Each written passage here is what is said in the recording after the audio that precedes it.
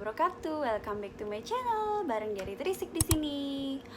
Oke, di video kali ini aku akan membahas tips pengalaman aku mengenai menyapih atau pindah sufor dari ASI ke sufor kayak gitu. Dari ASI ke sufor ya, kayak gitu. Pengalaman aku menyapih anak dari ASI ke sufor, lebih tepatnya kayak gitu ya. Oke, tapi tenang aja bunda-bunda sekalian, di sini aku cuman mau berbagi tips aja pengalaman aku mengasihi anak aku dari usia newborn atau baru lahir sampai 16 bulan kayak gitu.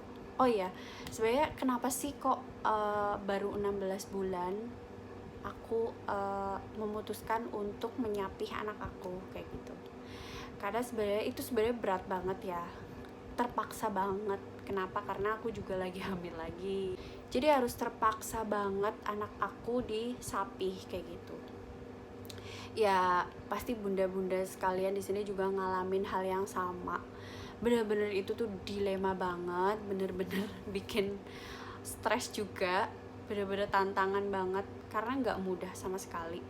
Karena dari anaknya pun dia belum bisa menerima lah, terus tantrum lah, terus kitanya yang sebagai seorang ibu juga kadang nggak tega melihat anaknya menangis, merengek-rengek, minta ASI kayak gitu.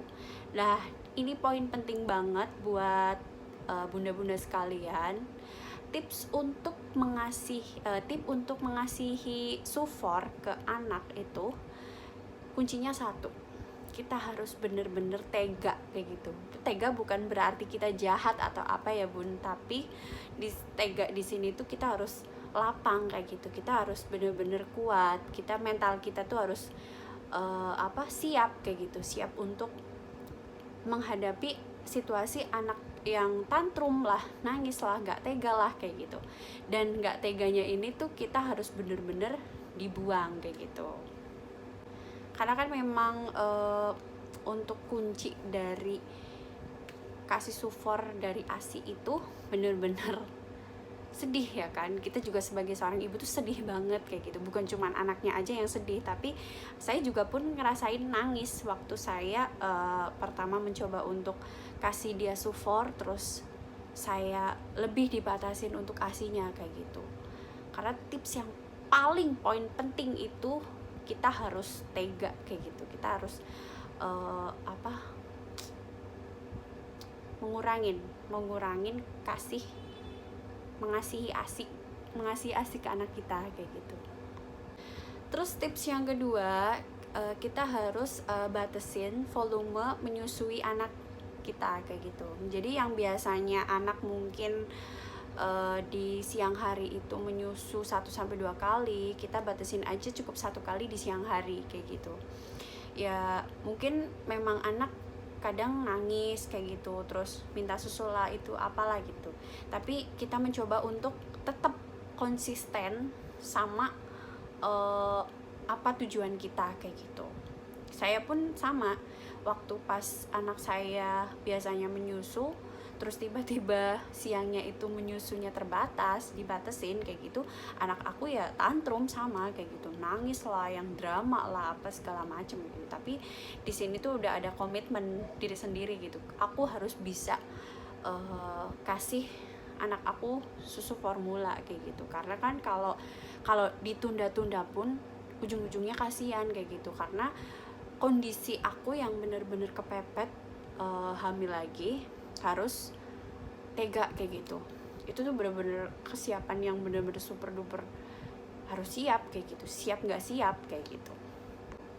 Terus untuk malam harinya yang biasa masih menyusui, ya oke lah kita masih biasakan untuk malamnya menyusui. Tapi kita bertahap, dari 1 atau 2 hari siangnya menyusu 1 kali, terus di siang hari berikutnya, hari ketiga, kita jangan kasih anak ASI lagi kayak gitu. Cobalah kita sedikit-sedikit kasih sufornya. Memang itu susah banget bun, anak aku juga nggak bisa menerima susu formula itu secara langsung kayak gitu. Tapi aku terus berusaha mencoba terus, ayo terus diminumkan kayak gitu. Karena kalau anak itu nggak mau kayak gitu, ya kalau kita pun nggak berusaha ya seterusnya nggak bakal bisa kayak gitu. Itu sih, karena kan anak juga butuh adaptasi kan, adaptasi antara dari ASI ke susu formula itu tersebut kayak gitu. Dan setelah ada 1 mingguan, alhamdulillah waktu itu di siang harinya udah nggak menyusu lagi. Jadi siangnya itu susu formula kasih buat dia kayak gitu. Mungkin dari satu hari ke 1 minggu itu mungkin anakku udah mulai adaptasi. Jadi 1 minggu lebih dia udah mulai kayak menerima ini makanan aku yang baru, minuman aku yang baru kayak gitu. Ya masih sama sih sebenarnya, dia kadang masih ngerengek minta ASI, tapi aku tetap kekeh nggak mau kayak gitu. Tetap aku carilah aktivitas lain yang dia bikin dia tuh lupa kayak gitu. Nah, untuk yang ASI malam harinya itu aku butuh waktu sekitar 1/2 bulanan untuk beradaptasi anak aku stop dengan ASI di malam hari. Karena itu benar-benar sangat susah ya ibu-ibu, karena kan kalau malam itu kan jadwalnya anak tidur ya. Jadi kan anak tidur itu kan susah banget ya, untuk nggak, yang biasanya tuh ASI pasti nggak mudah, susah banget buat nggak ngasih kayak gitu. Untuk malam harinya, malam pertama aku coba untuk tidak kasih ASI. Waktu itu udah ada 2 mingguan. Anak aku gak aku kasih ASI, dan aku gak kasih sufor juga waktu itu, karena kan takut dia nolak atau apa kayak gitu. Jadi aku biarin aja anak aku, dia tuh nangis kenceng banget, nangis terus tantrum lah segala macam, tapi aku tetap kekeh, aku gak mau kasih dia ASI kayak gitu. Karena kalau misalkan terus-terusan aku nggak tega, dia nggak bakal bisa adaptasi kayak gitu. Jadi ya itu tipsnya harus tega, harus bener-bener kita tuh kita juga mentalnya tuh harus bener-bener siap kayak gitu, siap tega sama anak kita kayak gitu.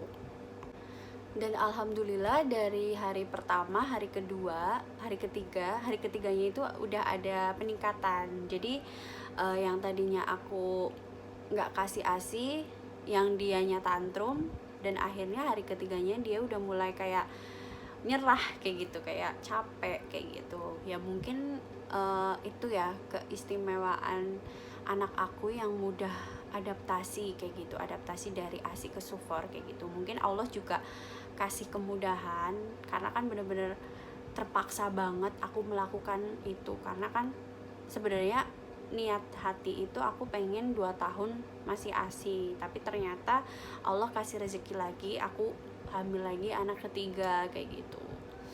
Jadi ya mau gimana pun aku harus tega kayak gitu, daripada nanti usia udah trimester 3 aku masih menyusuin, kan masih kasihan juga sama anak. Dan alhamdulillah sekali cuman 1,5 bulan drama ASI itu udah selesai, dan anakku sekarang sudah mau sufor. Alhamdulillah banget, Allah kasih kemudahan ya ibu-ibu semuanya. Ya itu aja sih tipsnya sih. Yang pertama itu harus tega kayak gitu, kita tuh harus bener-bener tega sama anak kita kayak gitu. Tega bukan berarti kita tega jahat ya, enggak, tapi tega untuk melatih anak kita untuk beradaptasi dari ASI ke susu formula. Ya mungkin banyak sekali ya ibu-ibu di luaran sana yang anaknya nggak semudah dari anak aku. Itu sih aku cuman nge-share pengalaman aku yang dari ASI ke susu formula. Itu sih tipsnya sih kayak gitu. Karena nggak semua anak berhasil juga, nggak semuanya. Tapi itu pengalaman aku yang alhamdulillah sangat dimudahkan sekali untuk aku pindah dari ASI ke susu formula. Oke, itu aja bunda-bunda sekalian tips dari aku, dari ASI ke susu formula. Itu aku cuman berbagi tips pengalaman aja ya bun. Itu nggak semudah jadi patokan kayak gitu, karena kan karakter anak itu berbeda-beda sekali ya, berkarakter sekali kayak gitu, beragam karakter. Jadi aku cuman nge-share aja tips dari pengalaman aku. Kalau mau mencoba silakan, semoga berhasil. Kalau misalkan gagal pun coba diulang lagi kayak gitu, karena kan kayak gitu juga butuh benar-benar butuh konsisten, kesabaran dan keikhlasan dari kita dan buah hati kita sendiri gitu. Ya, jangan lupa subscribe channel YouTube aku. Thanks for watching. Jangan lupa juga like, comment, share ke sosial media kalian, dan jangan lupa juga aktifkan lonceng notification kalian biar kalian bisa nonton video aku selanjutnya. Oke, terima kasih. See you. Wassalamualaikum warahmatullahi wabarakatuh.